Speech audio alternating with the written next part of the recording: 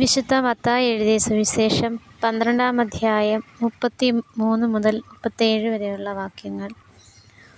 ഒന്നുകിൽ വൃക്ഷം നല്ലത്, ഫലവും നല്ലത്; അല്ലെങ്കിൽ വൃക്ഷം ചീത്ത, ഫലവും ചീത്ത. എന്തെന്നാൽ ഫലത്തിൽ നിന്നാണല്ലോ വൃക്ഷത്തെ മനസ്സിലാക്കുന്നത്. അണലിസന്തതികളെ, ദുഷ്ടരായിരിക്കെ നല്ല കാര്യങ്ങൾ പറയാൻ നിങ്ങൾക്കെങ്ങനെ കഴിയും? ഹൃദയത്തിൻ്റെ നിറവിൽ നിന്നാണല്ലോ അധരം സംസാരിക്കുന്നത്. നല്ല മനുഷ്യൻ നന്മയുടെ ഭണ്ഡാരത്തിൽ നിന്ന് നന്മ പുറപ്പെടുവിക്കുന്നു, ദുഷ്ടനാകട്ടെ തിന്മയുടെ ഭണ്ഡാരത്തിൽ നിന്ന് തിന്മ പുറപ്പെടുവിക്കുന്നു. ഞാൻ നിങ്ങളോട് പറയുന്നു, മനുഷ്യർ പറയുന്ന ഓരോ വ്യർത്ഥ വാക്കിനും വിധിദിവസത്തിൽ കണക്ക് കൊടുക്കേണ്ടി വരും. നിന്റെ വാക്കുകളാൽ നീ നീതീകരിക്കപ്പെടും, നിന്റെ വാക്കുകളാൽ നീ കുറ്റം വിധിക്കപ്പെടുകയും ചെയ്യും. ദൈവതിരുനാമത്തിന് മഹത്വമുണ്ടായിരിക്കട്ടെ. ഇന്ന് തിരുസഭാ മാതാവ് വിചിന്തനത്തിനായി നൽകിയിരിക്കുന്ന വചനഭാഗം വിശുദ്ധ മത്തായി എഴുതിയ സുവിശേഷം 12-ാം അധ്യായം 33 മുതൽ 37 വരെയുള്ള വചനഭാഗമാണ്. സുവിശേഷം മുഴുവനും നമ്മെ ഉത്ബോധിപ്പിക്കുന്നത് സംസ്കരിക്കപ്പെടാത്ത നമ്മുടെ സ്വഭാവത്തെ സംസ്കരിച്ച് ഒരു നവീകരണം നമ്മൾ കൊണ്ടുവരിക എന്നുള്ളതാണ്. ഇന്ന് ധ്യാന വിചിന്തനത്തിനായി നൽകിയിരിക്കുന്ന ഈ വചനത്തിലും നമുക്ക് പ്രത്യേകമായി കാണാൻ സാധിക്കുന്നത് വാക്കുകളുടെ ഉപയോഗത്തെക്കുറിച്ചാണ്.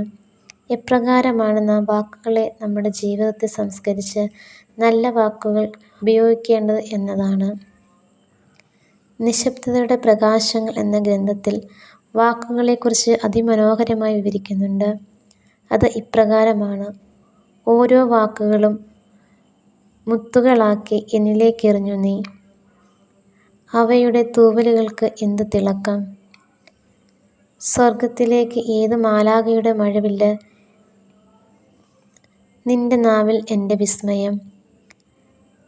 സന്യാസത്തിലായാലും ബന്ധങ്ങളിലായാലും മനുഷ്യനെ ശക്തിപ്പെടുത്തുവാനും വളർത്തുവാനും കഴിയുന്ന മാസ്മരിക ശക്തിയാണ് വാക്കുകൾ. തിരുവചനത്തിൽ പറയുന്നു, നിന്റെ അധരത്തിൽ നിന്നും തിന്മയുടെ വാക്കുകൾ പുറപ്പെടാതിരിക്കട്ടെ.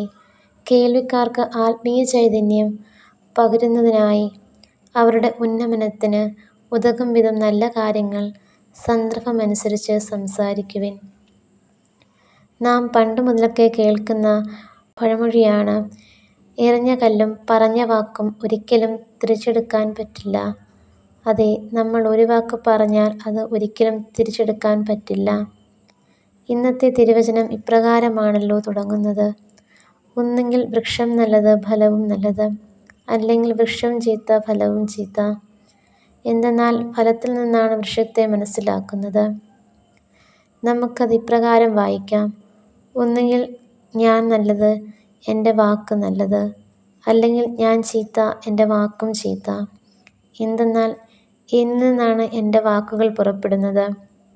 ഞാൻ എൻ്റെ ജീവിതത്തെ എപ്രകാരമാണോ നവീകരിച്ചിരിക്കുന്നത്, അപ്രകാരമായിരിക്കും എന്നിൽ നിന്ന് പുറപ്പെടുന്ന വാക്കുകൾ.